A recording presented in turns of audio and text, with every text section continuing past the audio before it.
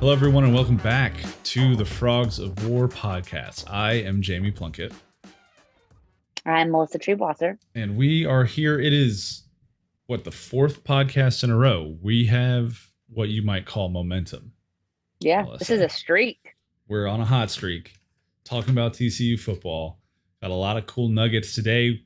Media met with Gary Patterson this morning being Wednesday morning, right after TCU's third scrimmage of the fall camp. And he gave us some pretty juicy nuggets, injury updates. He told us who the current backup's quarterback would be. Is it Chandler Morris? Is it Sam Jackson? Is it Michael Downing? I don't know. One of those guys had a birthday, I'm pretty sure, today. And that birthday might line up. He turned 22 for QB2. Interesting. We'll talk a little bit more about who Patterson mentioned as the backup quarterback to Max Duggan currently. He gave some high praise to some young guys. And then we're going to, in the second half of this episode, talk a little bit more just about TCU's schedule in general. Give us a little bit of a high-level picture of what is in store for TCU when they actually start playing some football games this fall. How's that sound, Melissa? You know what? That sounds like an exceptional plan, Jamie. And I'm ready to, I'm ready to stop talking about football and start watching football, but that will come in due time. We are today, which is Wednesday, the day before you listen to this, 10 days away from the first college football game of the season. It's true. So these are 10 days away. Heady time. NFL preseason has been happening. Hard Knocks is covering, obviously, the Dallas Cowboys. Who? Look, all right. I have watched the first two episodes of Hard Knocks, tangent. They have been exceptionally boring. And I cannot decide if that's a good thing for the Cowboys or not, because normally the standard for Dallas is dysfunction and chaos. Yeah. And it doesn't really seem like there's much dysfunction and chaos right now. And I kind of am okay with boring, frankly. I mean, boring if you're going to win, but if they're not going to win, I'd rather them be hilarious, you know? That comes from a non-Cowboys fan. It comes from, this is true. So I kind of actually would rather them be hilarious than win even. So that's fair. So that's a little hurtful, but I understand it. Yeah. That thought leads me into a question for you. How I kind of want to kick off this episode is, would it be okay for TCU football to be boring in 2021? Oh, hell yes. Yeah. I'm sick of being, I take it back. I lied. I don't think TCU football can be boring. I don't think boring gets us where we need to be. Because if you're boring, you probably won 7 or 8 games. Okay. If you win 9 or 10 games and people are talking about you because you're picked to finish 5th in the preseason poll, so now you've overachieved and you're a big story again. And I think especially with the veil of realignment hanging over TCU, you win 10 games, people start getting that recency bias and talking about you as, is TCU a good candidate for the Big 12?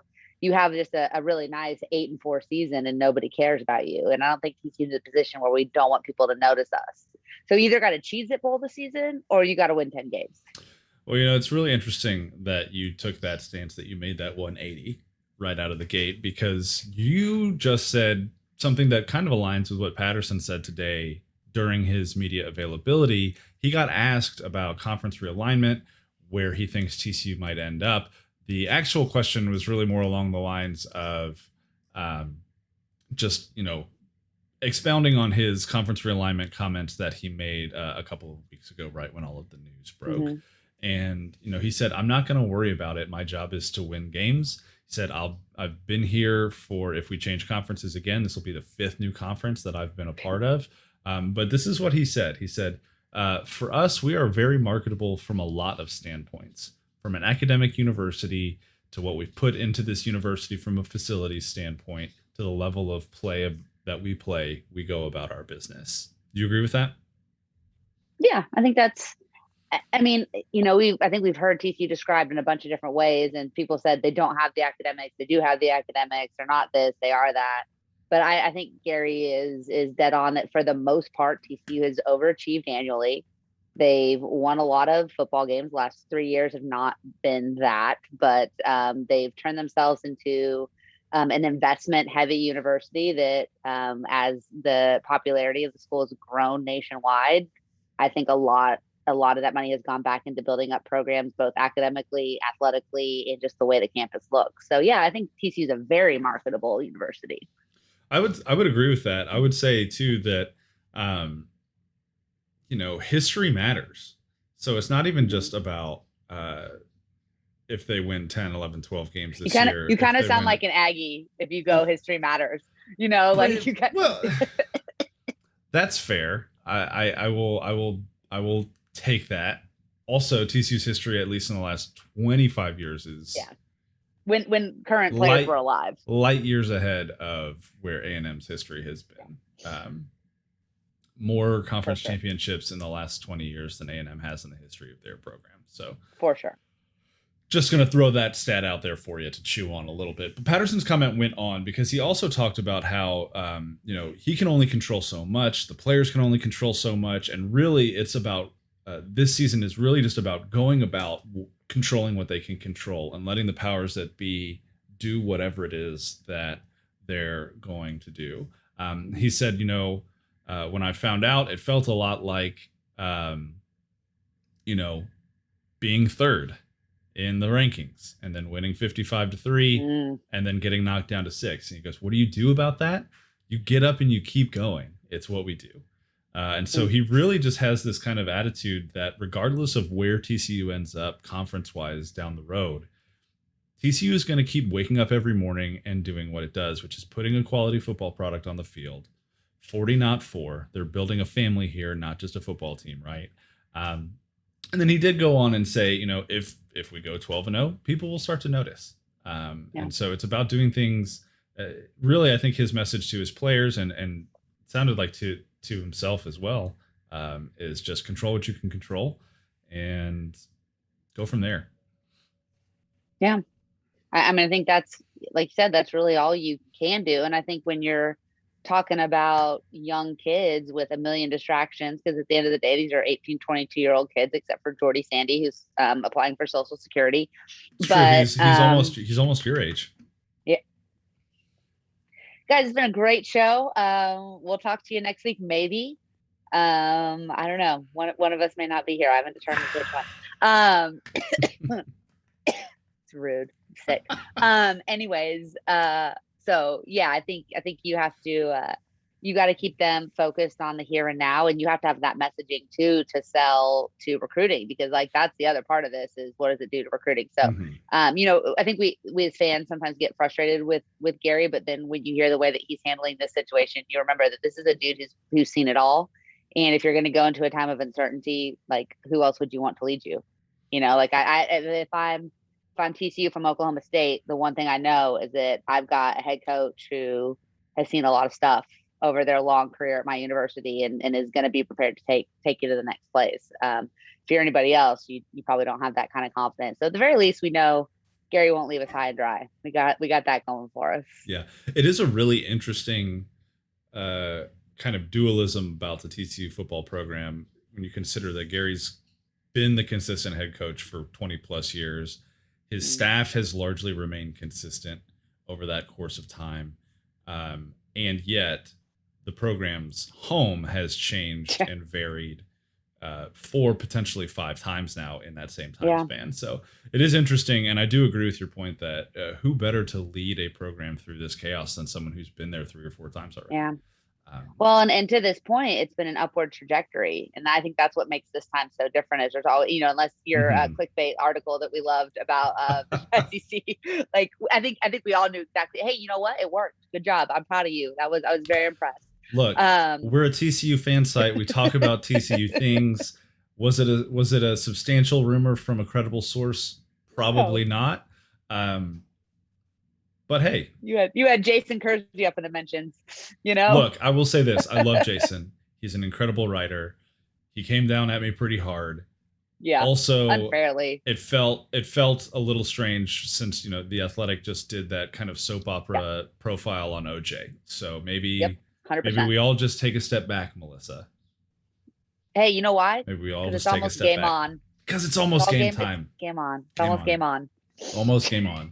That sentence So almost was grammatically correct.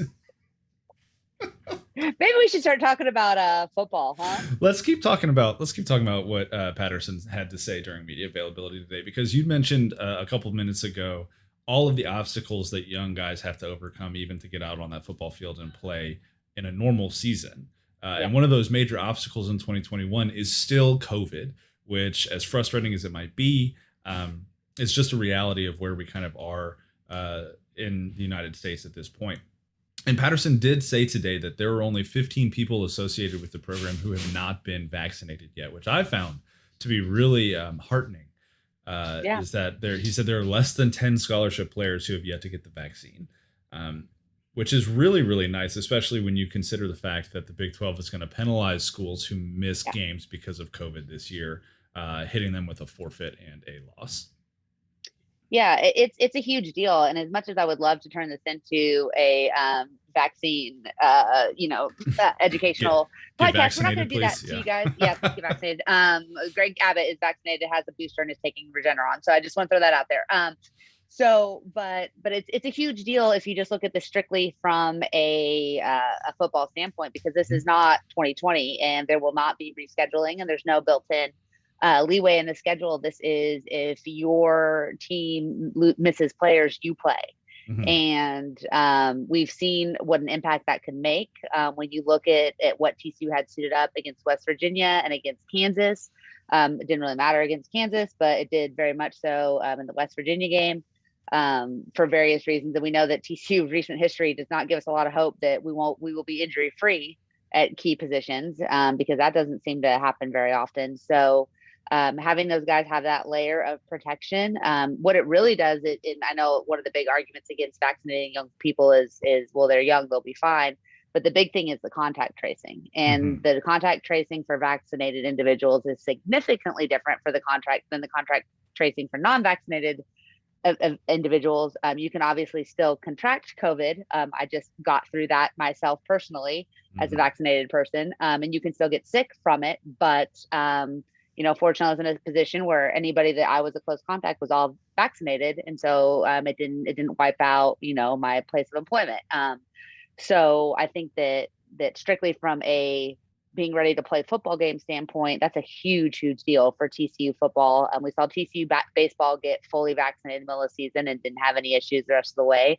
I don't know where basketball stands, but I can about promise you that with the way that the testing is going, most of these kids are probably going to make the decision that keeps them on the field. And hopefully it's the decision that they're comfortable with as well.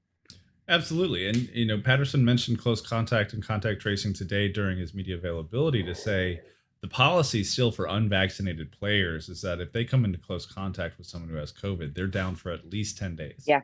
And that's probably 2 football games. Mhm. So if you have, even 10 guys that are unvaccinated, if those are guys in key positions, like you mentioned, TCU doesn't have the greatest injury history over the last 10 years or so, then you could be looking at a situation where TCU is having to forfeit a game, a Big 12 conference game. And with the stakes already elevated to a crazy level because of the conference instability, that's just not something that you can afford to have happen in 2021. Yeah. Yeah. It's a big deal. And as much as I'm very much pro everybody that is eligible for the vaccine should get it, I think that what Patterson said was right, is that they're giving information, they're having conversations, they're encouraging, they're not going to Mhm. force it on anybody. But it's key that the leadership believes that this is a good decision, and so they're hopefully providing a lot of educational opportunities for their athletes, because I think a lot of it is just a lack of understanding and information. And we've seen a lot of programs bring in experts and medical professionals, and yet still here we are in the year 2021 with Lane Kiffin being the leading medical official in college athletics, and maybe the lead medical official in the state of Mississippi at this point. So, but really happy for TCU. Mostly just I want those guys to get to play, and I want to see a full strength football team. But then I also want everyone to be healthy, and so I think that checks a lot of the boxes, and glad to see that TCU is far past that threshold to where hopefully we'll get to see guys on the field. Absolutely. I wouldn't mind it though if, say, like, Baylor had to forfeit their game against us. I don't want any of those guys to Yeah. get sick or You seriously know, ill anyone or get sick. injured. Yeah, yeah. Don't want that for anyone. But close I want contact. to beat him though. I I want would to love beat to. him. That's fair. Yeah, That's fair. I don't need him out for COVID. I want to smoke Baylor like 50-3. And like I mean, found, we're maybe allies, so maybe we're friends, but I still want to beat him 50-3. But if they're only picking one of the duo of our newfound friendship, we definitely still want it to be us. So Oh yeah. Oh so yeah. 100%. we there is that to think about, sure. And like you said, injuries. TCU has suffered several dozens and dozens and dozens of injuries over the last 5, 6, 7 years. We can't really seem to escape it. A lot of questions about why that keeps happening. And Patterson did give an injury update during this availability as well. And there were two names that really stood out as guys who he indicated might be out for a while. Mikhail Barkley, which is a huge bummer and also feels like a standard part of fall camp Yeah. going back to the last 3 years now. He suffered a leg injury apparently and is going to be out for a long time. Um, I saw him coming off of the field today. He did have a boot on, so lower leg. It seems like maybe ankle or foot, something going on down there. Which, if you're a burner, it's never good if your ankle or your Yeah. foot is banged up. And then another name that is probably even more concerning than Barkley's is George Ellis. Apparently, is going to be out for a while. Defensive tackle who stepped in admirably last year when Corey Bethley went down in the preseason and didn't play all of 2020. And so, there's a lot of depth at defensive tackle, but Ellis is one of those older guys who you don't really want to see go down. Other than that, other than Barkley and Ellis, though, Melissa, his update was really about guys that are getting ready to come back. Noah Daniels, he said, is back. He's not where his legs aren't where they need to be quite yet, but he's on his way back. Tay Barber is on his way back. Brandon Coleman has been taking reps again, which is really good. They're about to get Terrell Cooper and Jaquay Sorrells back, which will be really good for that defensive tackle depth as well. He did note that they started with 9 defensive tackles at fall camp, and they were down to 4 this week. So getting 2 guys back at that position is going to be really good for the Frogs these last 2 weeks of camp, going into one-a-days and getting school started and all that kind of stuff as well. But other than that, it feels like Jamoy Hodge has been out. He's been a little banged up. Patterson didn't give any indication that was going to be a long-term thing. And so it seems like, at least at this point, most of the injury news is really about guys that are on the other side of their injury and are starting to come back versus guys that we're going to have to worry about throughout the season. Yeah, and I think, it's one of the things that Patterson loves is to put his young guys in situations where they have to step up. And we were chatting about that a little bit before we hit record, and I'm sure we'll talk about it a little bit later. But I think if there are 2 positions, you don't want to lose a guy and you don't want to lose a senior. And it sucks for Barkley and for George Ellis. So those are both guys that have been around a long time. And Barkley, especially, kid can't catch a break. But if there's a place where you have some depth where you can stomach a couple of guys missing significant parts of the season, I mean, that's it. I mean, that's the position. And if Corey Bethley is coming back and he's fully healthy, you've got some young guys that we've been anxious to see. I really want to see Patrick Jenkins set loose. I really want to see Earl Barquette set loose. I want to see those guys get some run and do some damage. And you still have some great veteran experience on that unit too, with Terrell Cooper and Kenny Turnier is new to TCU, but his guys played a lot of productive football. And then of course the wide receiver position, it feels like there's incredible depth, and there's incredible depth at the speed position too. So good to see guys staying healthy at the halfway mark of camp. That's a big deal. And really excited to see Noah Daniels back at 100%. I think he'll be there by week 1. You don't talk like he's been talking on Twitter and not be ready to play week 1, right? Like that. Oh, absolutely. So I'm sure they're easing him back, and even week 2. Like I mean, he doesn't need to play Duquesne, but it's nice to be at this point and to not have 7 guys out for the season. And I feel like 2 weeks into camp for the last 4 years, we've had 7 guys out for the season, and 2 of them were guys we expected to start. So knock on wood, and let's keep those guys healthy. But it seems like we're in a pretty good position with depth, other than kind of the nicks and bruises that come with fall camp. Yeah, you mentioned depth and you mentioned wide receiver. I was talking to someone before media availability started, and they mentioned that in their time at TCU, this is the best combination of talent and depth Mm. that TCU has had at wide receiver since he's been a part of TCU athletics. And this is a guy that's been around for a long time now. So he was here in 2014, 2015, and beyond. And he just started rattling off names of guys who he thought were going to show out really, really well this year. And that has to give you a lot of confidence, too, knowing that you've got, even if Barkley goes down, Quentin Johnson, uh, uh, everybody is blanking right now. Tay Barber, Darius Davis, J.D. Spielman, Savion Williams, Quincy Brown. You've got a couple new tight ends that Patterson mentioned very briefly today in Jorquarius Spivey and DJ Rogers. DJ Rogers is coming back for the first time this week. He's finally getting work back in. He is the one TCU player that got COVID in fall camp, apparently. And Patterson noted, and he came from the West Coast. I don't know what that means really, but hey, Thanks, Gary. Uh, so Rogers is back. Patterson spoke very highly of Spivey, saying he's 6'6". He's kind of like a in between of Pro Wells and Artavius Lynn. He's very athletic. He's really smart. They've been moving him around a lot, lining him up in different places, so he gives them some versatility, some flexibility in the passing game as well, which is really fun to hear when you're talking about tight ends. That means he's probably going to have like 12 catches this year, which huge number at TCU. Massive number of catches for a TCU tight end. And so you start to talk about depth on this team, and you look at all of these position groups. I know we've broken them down already over the last 2 podcasts, but it does give you a lot of hope that even if there are some significant injuries that come across this team this season, it looks like TCU is in a position to overcome those for the most part. Yeah, I mean, you would hope so. I mean, I think some of these guys that they're due to step up. I think we can have high expectations for Blair Conwright, who showed flashes before kind of disappearing, but that's what happens with young players. And maybe this is the opportunity for Marcel Brooks to get some real run at the wide receiver position. The talent is there on paper, and then there's a lot of guys that have proven they can do it in games. If you have the guys live up to their expectation, and then you have those 1 or 2 guys every year that kind of pop off, there's a lot of reason to be excited.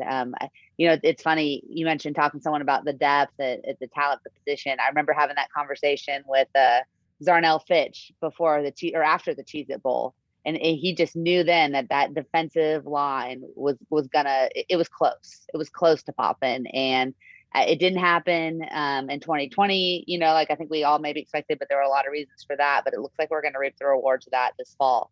And when you look at the combination of guys and the way that you can mix and match and the rotation that you can do, how fresh you can keep players because of that depth. I mean, that's really the difference.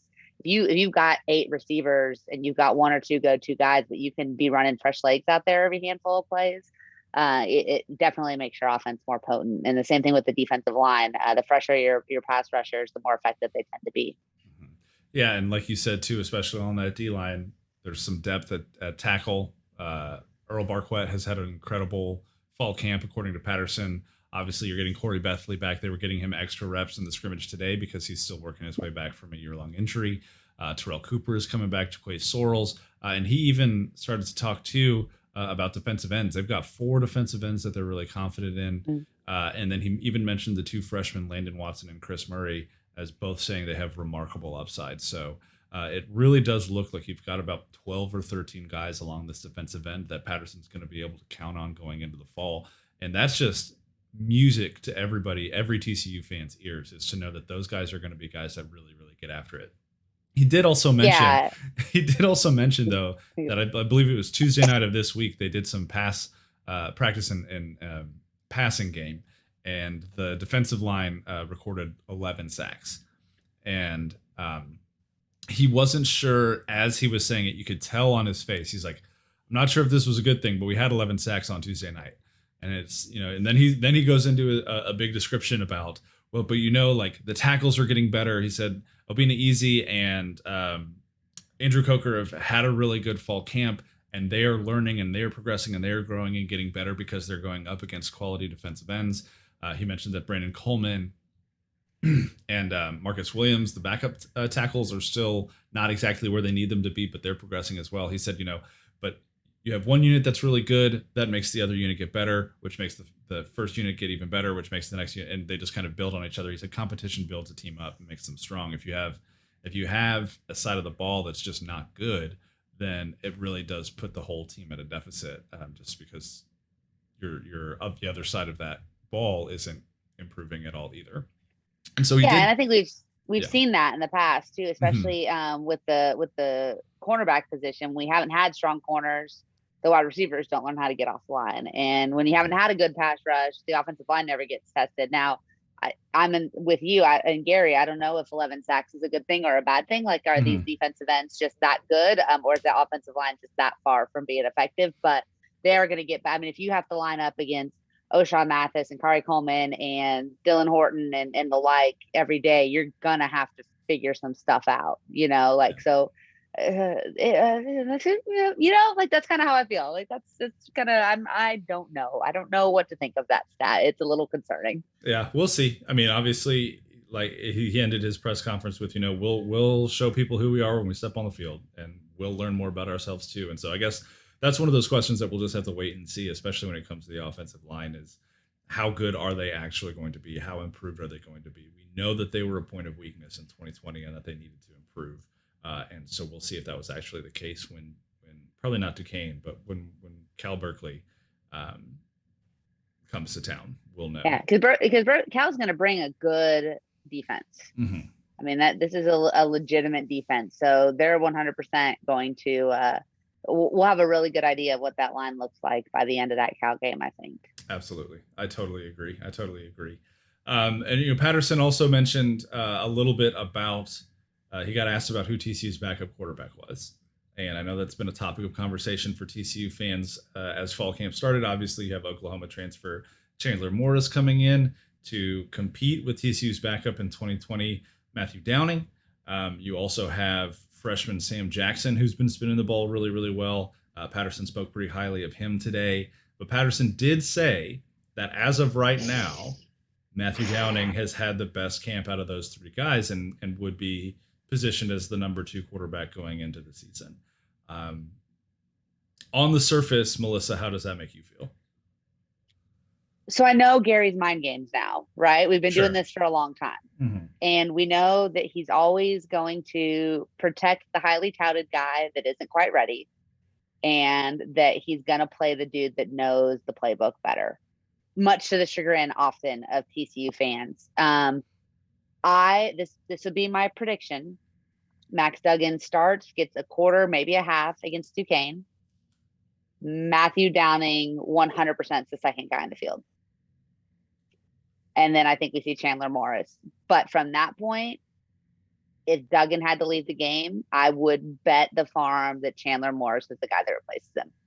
Here's what I'll tell you, because I was observing practice for a little bit before we got to talk to Patterson today. And the second team was out there, and the quarterback that was running with the second team today was not Downing. It was Chandler Morris. And so, that could be them splitting time, both getting snaps with the second team, still trying to figure out who the actual number 2 quarterback is on this team. But it feels like all of the momentum is starting to lean towards Chandler Morris being the backup quarterback. I would say that I don't know that I would necessarily be thrilled if Downing was the backup quarterback. I think the backup quarterback is either the most beloved player on the team or the guy that you least want to see step out on the field, and there really is no in between. For a couple of years there, everybody wanted Sean Robinson to step on the field. And then for another year there, everyone wanted to see Justin Rogers. And then it seemed like in 2020, the inverse happened, and people were terrified of Max Duggan going down because the backup quarterback situation seemed shaky. I'll say that I don't know that any of those 3 quarterbacks that are backing up Duggan would perform to the level of Duggan in 2021. Yeah, I don't sure. know that their performances would be vastly different from one another either. And so for me, it's not really a matter of who is the clear number 2. It's a matter of if Duggan goes down, which pray every day that he doesn't. how is the coaching staff going to set up whichever quarterback comes in, putting them in a position to succeed? Because it feels like there's enough talent around the quarterback position this year to offset average quarterback play, especially when you start talking about Zach Evans and Quentin Johnson, these tight ends. It feels like the talent is there to offset an injury to quarterback, but it's also how are you changing the game plan? How are you adjusting the offense to play to those quarterback strengths versus what Max Duggan's strengths are?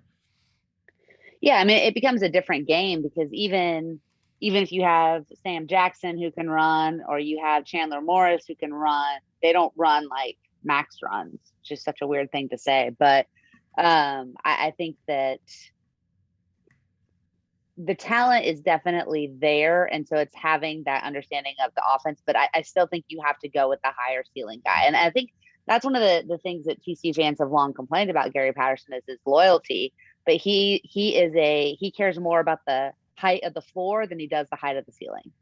And you kind of know what you're going to get with Downing. And he's done some good things over his time at TCU. I don't want to say like it would be a disaster if he had to play meaningful snaps, but also we've seen him play meaningful snaps. And I think we know that he's not going to make the killer mistake too often. He has, but he's also not going to make the amazing play either that often. So it's kind of damned if you do, damned if you don't. I would say that I would like to see Chandler Morris come out as QB2 when the first start of the season is released. I think that his ceiling is high, maybe his floor is lower, because we don't really know what he looks like in a TCU uniform. But I definitely think he's got the chops. If Max couldn't play, I think Morris can still win a lot of games at TCU. Yeah, I totally agree.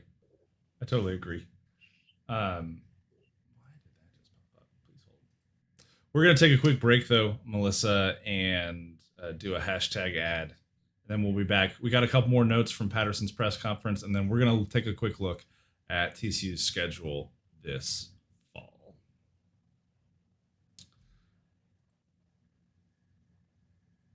And we're back. Wow, it was a long time. I went and got a snack. Yeah. Took a long walk. I didn't do any of those things. I sat right in this chair. Melissa, Patterson did something today that he rarely does when he's talking about young players.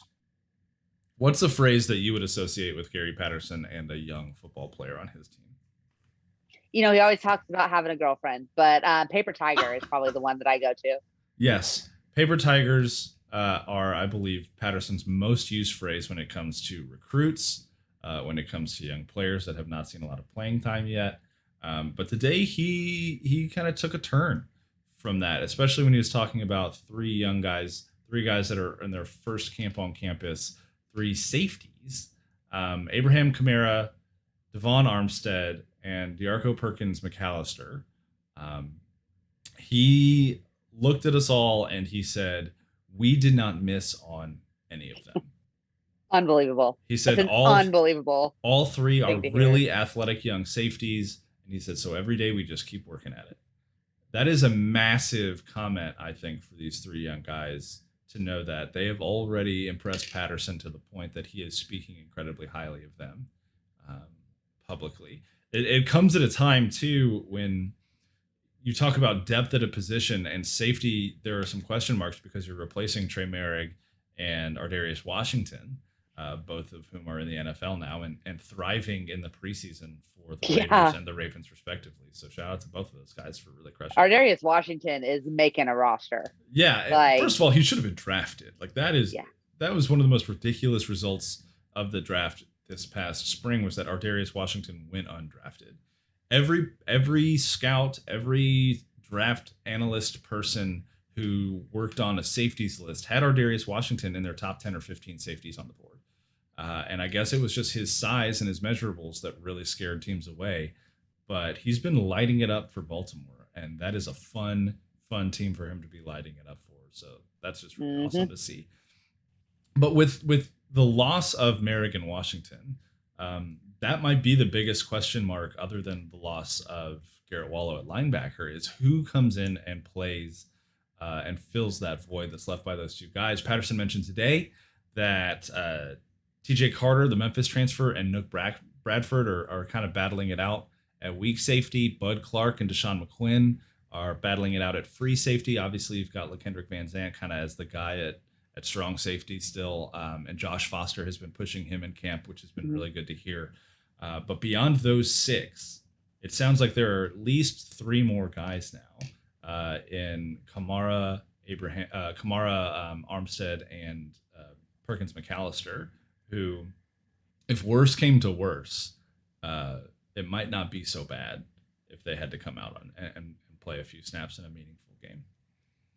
Yeah, and again, that's a position where we've seen a lot of in-season turnover over the last several years, a lot of injuries, a lot of guys go down, and you also, just playing in the Big 12, need to have depth at that position. And so I'm trying to think of the last time we saw a true freshman start for TCU. It was Trey Merrick.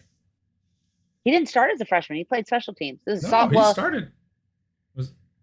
Was it his redshirt freshman year that he became the starter? That guy started. Ardarius Washington played a lot as freshman. Well, he redshirted. Ardarius Washington redshirted. Okay. So he only played in 4 games his true freshman season. I'm trying to remember if Merrig. I'm looking it up right now. Okay, let's see. This is great radio. Yes. While we 2018 freshman, played in 12 games with starts against Oklahoma and Baylor. Yeah. So he. He was only here for 3 years, but he did not redshirt. Yeah. Okay. So Trey Merrig was the last freshman that we've seen start games. And he started 2 games, and then they were later in the season, so he earned his way up into that position. So if that's a trajectory for one of these guys, I feel pretty good about it. I mean, especially when you consider too that Kamara is a JUCO kid. Yeah. So he's had a year at JUCO to kind of get a little bit more up to speed, progressing through from high school to JUCO and now to D1 football. Armstead was a top-rated kid out of Baton Rouge for the class of 2021. Perkins McAllister is a really interesting story because he literally just committed to TCU on July 10th and signed and enrolled on the same day, July 11th or July 12th. He was originally a 2022 recruit who graduated early, reclassified to 2021 so he could get on campus this summer and just be a part of this team. And so it feels like you got a kid in Perkins McAllister who already has the noggin to understand what he needs to do in the classroom and already has the skill set as a really young freshman to be impressing Gary Patterson in the way that he's impressed him so far. So that's, I think if you're picking one of those 3, I might put my money on Perkins McAllister to be the one that really pops. Hopefully all 3 of them do. It would be awesome. He's got the size too. Like, he definitely looks the part of a college safety. He can really fly. He can really run. He's an interesting guy for sure. Like, that's going to be a really fun thing to watch as some of these freshmen over the course. And listen, like, I feel great if you tell me some combination of TJ Carter, Nook Bradford, LVZ, Josh Foster, we all know that I have the biggest football crush on my man out of Louisiana, who I think is going to be a super duper star, Bud but Clark. I can never. Yep. Thank you. I just, every single time I forget his name. Even though he's like my favorite player on the defense this year. I will eventually remember it.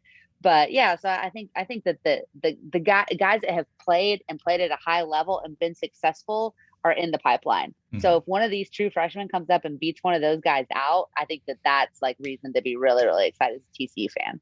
I agree. And the last thing I want to note about Patterson's media availability is, we've talked a little bit about big transfers in that have made position switches in the last few episodes. Marcel Brooks at wide receiver now, transferring in as a linebacker, and Shadrack Banks transferring in as a wide receiver and is now playing linebacker. Patterson mentioned both of them today, said that Brooks has been out with what he called an upper body injury, but Brooks was posting on Instagram that he had a wisdom tooth removed. So an upper body injury. He's a really interesting guy, but he's been running with the third string wide receivers. He's made a couple of really athletic plays in practice, apparently. And he's a guy who Patterson mentioned could step up and step in if Barkley is really down for the year for an injury. So that's the guy to keep an eye on. And then he said, and I quote about Banks today. Where did it go? Let me scroll through my notes here. He said, he was talking about guys who were stepping up and playing well in Hodges' absence, and he goes, a guy who is going to be a great player, my man from North Shore, who came here as a wide receiver, and then he like just stopped talking, and Jeremy Clark, 24/7 Sports, goes, Banks, Shadrack Banks. He goes, Banks. He does, and then Patterson goes, he doesn't know where he's going all the time yet, but he's getting there. And so, but he said it in, if you understand Gary Patterson speak, and if you go back and watch that part of the media availability, which the video of that will be posted in the same post where this podcast is on frogswar.com. You can also find it on YouTube at the Frogs War channel. He said it in that Gary Patterson, like really genuinely loving way. But the first part of that, where he said he's going to be a great player, he said that with as much enthusiasm and as much emphasis as he's talked about Trey Merrick, as he's talked about Jerry Hughes, as he's talked about Andy Dalton, as he's talked about all these kind of superstar TCU football players. That was the same kind of tone that he had taken on talking about Shadrack Banks moving over to linebacker. The dude is fast, incredibly fast, and he's also like 250 pounds right now. Yeah. So he might be a tank to deal with when you're talking about some of the good running backs in this league. It's really, really hard not to get too excited about that guy. Mm-hmm. Not to like completely and totally over or build up his potential before he's ever taken a snap. Yeah. But it would be a shock to my system if this kid doesn't leave TCU as a first or second round linebacking talent. It just, all the pieces are there. All the pieces are there. Mm-hmm.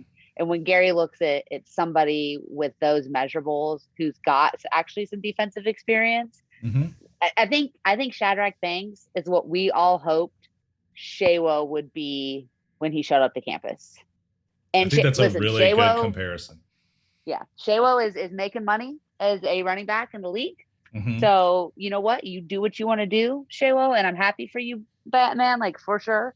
But Shadrack Banks is who we thought I think we all believed that Shewa would end up on defense, and if he had, he would be Shadrack Banks.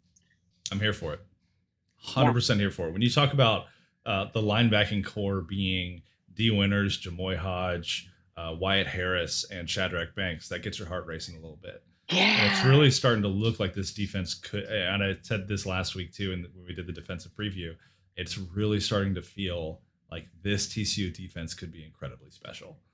And that's on the heels of losing a second-round NFL draft pick, an undrafted free, a fifth-round NFL draft pick, and an undrafted free agent who are all showing out in the preseason for their respective NFL teams. Yeah, yeah, and Garrett Wallace having a hell of a camp too. Yeah, I mean he's yeah. So you may have said that. Sorry, you're good. Lost me for a second. It happens. But yeah, no, I think that again, it's that perfect confluence of talent on paper with experience in games. Mm-hmm. If the stars line up just a little bit, we could be looking at one of those really, really fun to watch TCU defenses. I totally agree. Melissa, let's spend the last few minutes of this episode though talking about TCU's schedule. We don't need to get really too far in depth into it. We can do that as we move forward in the podcast series leading up to the regular season. But I do just want to talk a little bit about the schedule. TCU's bye week is really early. It comes after week 2, and then it's a sprint to the end of the season with SMU and your entire Big 12 schedule with no bye weeks. And the final week against Iowa State being a short week because you're playing on a Friday instead of a Saturday. So it doesn't feel like the schedulers did TCU any favors from that perspective. But they do get Texas at home, Baylor at home. Cal Berkeley is a good home game for a non-conference game. SMU is coming to Fort Worth as well. And those are 4 games that you really think TCU needs to win, should probably win this year, and you get all of those at home. You have Oklahoma, Oklahoma State, and Iowa State all on the road, though. And that, I think, is the major challenge of TCU's schedule when you start to look at home and away. You have to play arguably three of the best four, three of the best five teams in the conference, all on the road in the same season. Mhm. I think that those first 4 games, you have to win 3. You have to win 3. Mm-hmm. And really, you should win 4. We don't know what Texas is going to be, but if you let Texas beat you this year, you're never going to hear the end of it. And so Yeah. I think that has to be a win. SMU is the game that honestly concerns me more than Texas right now, because that's a deep, experienced veteran team that's very, very well coached, that has a point to prove. And listen, like, we haven't been talking about SMU in this realignment thing, but I mean, they've got to be selling themselves as a candidate if the dice come out of the cup here a little bit, as somebody team conferences are going to want to pick up. So they want to make a statement. I think that's going to be unfortunately probably one of the more entertaining iron skillet games we've seen in a long time, as far as 2 really good teams hopefully going at it. And it may end up just coming down to who has the ball last. Like, that's so cliche, but these are teams that hopefully both sides are going to be putting a lot of points on the board. TCU's defense is definitely better than what SMU has to show, but we've seen SMU step up defensively against Frogs in the past. So that getting off on a strong start is going to be a huge, huge deal. TCU's coming into the season unranked. That's no surprise. I don't think we deserve a ranking, but if you can go 4-0, beat Texas, you have a chance to kind of enter into October as a ranked program, and that would be a huge deal. But that at Tech, I still don't know if Tech is any good, but I don't think they're bad. And winning in Lubbock is never easy. And doing that, playing in Lubbock right before you play in Norman, that's a big, big ask for this program. So that Texas Tech OU stretch, to me, is the most concerning one of the season, because that sets up if that Baylor, Oklahoma State, Iowa State 3 and 4 game stretch actually matters. Because Iowa State game doesn't matter if you blow it across that 4 game stretch. Yeah. I think you're absolutely right. I will say I do think TCU has the advantage, specifically in the SMU and Texas games, because of a proven quarterback and an elite defense. SMU is incredibly talented. They've been recruiting at a level that has been unknown to them since they were buying vehicles for players. And the main question is Tanner Mordecai good enough to lead that team? They've got talent at wide receiver. They got talent running back. Their defense is pretty good. They're projected, I think, to be 3rd in the AAC this year, 3rd or 4th, somewhere around there, in that same cluster with Cincinnati and Central Florida. Which shocks me, by the way. Yeah. Absolutely shocks me. Like, the fact that SMU is not considered a top 2 team, and I know they haven't won when it matters. They've been picked, they've been favored, they've been ranked, and they've dropped the big games. But man, on paper, they just look like they're going to be a real good team. They do. But I think TCU has 2 advantages in that they have Max Duggan, and SMU doesn't know who their quarterback is or what he is yet. If it's Mordecai, I'm assuming that it's going to be Mordecai. And then the second advantage that TCU has is that they lost to SMU last year. Yeah. And that's only happened 3 times in the last 19 years. Patterson is really incredibly good at motivating teams who got bit by a squad the previous year. And so I don't see the SMU game as big a threat as other folks might. That might be foolish of me, but I'll direct everyone who's listening back to my Sam Ellinger take from 3 years ago when I said he hasn't proven anything to me yet, so I'm not buying him yet. And TCU went out and absolutely kicked the crap out of Texas that year. So we'll ignore all the times that I was wrong in between that take and this one for the purpose of this exercise. I do think Texas coming to Fort Worth, and Patterson got asked today, is there a little extra juice for the Texas and Oklahoma games this year, knowing the past month has happened? And he said, no, it's Duquesne, Cal Berkeley, SMU, then we get to Texas. And the guy responded with, well, that was very politically correct. And Patterson, without missing a beat, goes, well, if you'd been around me for the last 40 years, you'd have gotten that answer all 40 of those years. Very true. So, which is also a better answer than the Oklahoma State assistant coach gave when he talked about Bedlam this year and basically told people that the sidelines are very, very close to the student section on the opposing sidelines, which is true because I've been there and seen. And then, get a helmet and keep it on. Like, that's not. This is 2021. Like, that stuff doesn't fly anymore, and it shouldn't. But That was a very whew, Yeah, I don't know yeah, that we that should be was threatening the well-being of players no. just because the powers that be at their school made a business Yeah. decision. But Yep. you do Yeah. you. Uh, you do you, Oklahoma State assistant coach. So I do think that TCU comes out of those first 4 games 4-0. I strongly believe that because even if Patterson says that there's no extra juice for Texas this year, there's always extra juice for Texas. First of all, and this year that will be especially so. I will say the one thing that makes me nervous is TCU's record before and after they play Texas. I think I wrote a Mm-hmm. piece on that last year going into the Texas game where TCU had a sub 500 record in teams that they were playing the week before they played Texas and teams they were playing the week after they played Texas. So it feels like there's almost a 3-week Texas hangover for TCU every year. So they're going to have to overcome that, especially when you talk about SMU coming to town right before and having to travel to Lubbock right afterwards. Like you said, that Texas Tech, Oklahoma stretch is really going to test the mettle of this TCU team pretty early on in the Big 12 schedule. That'll definitely be something to look at. The other matchup, though, that I am really curious to see comes at the very end of the season. And it's Iowa State. And like you said, Melissa, it only matters if TCU is taking care of business the rest of the way.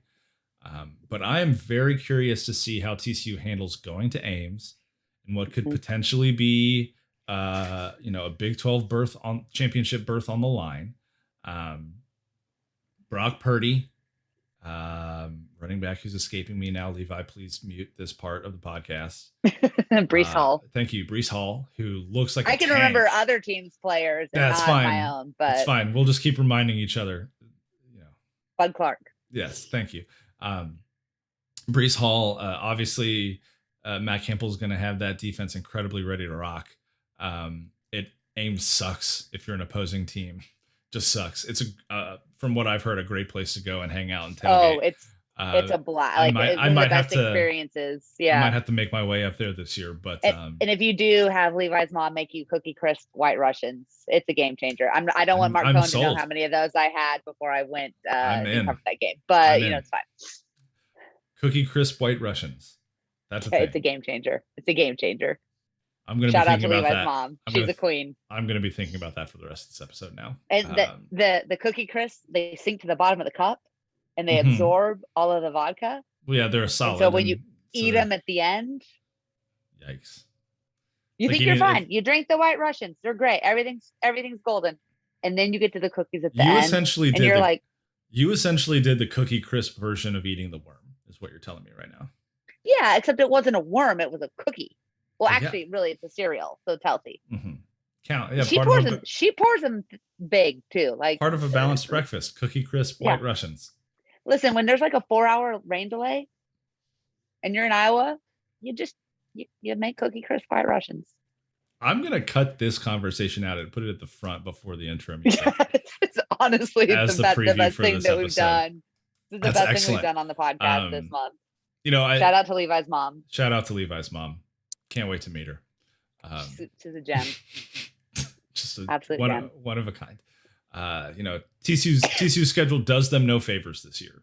Is I think the biggest takeaway. Never does. With such an early bye, road games against Oklahoma State, and Iowa State are going to be really tough. Early challenges from SMU and Texas. It means a couple of different things. It means that TCU really has to make Duquesne and Cal Berkeley count. They have to take the best advantage of their early bye week that they can.